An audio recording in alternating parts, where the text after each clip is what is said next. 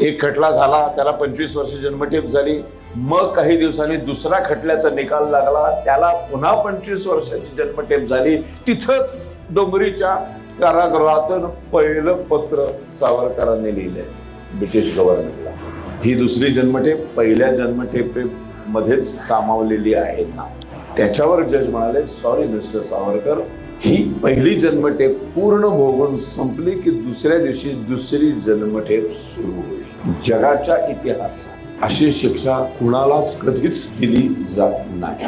पण सावरकर नावाचा जो 27 वर्षाचा तरुण होता ना, तो रडला तर नाहीच. हे ऐकल्यावर तो हसला आणि तो म्हणाला, तुम्ही ख्रिस्ती धर्मीय आहात. पुनर्जन्म ही संकल्पना फक्त आणि फक्त आमच्या हिंदू धर्मात मानली जाते. एकाच जन्मात 2 जन्मठेपा देताय, याचा अर्थ माझ्या शिक्षेच्या निमित्ताने का होईना, पण तुम्ही ब्रिटिशांनी पुनर्जन्म आज मान्य केला.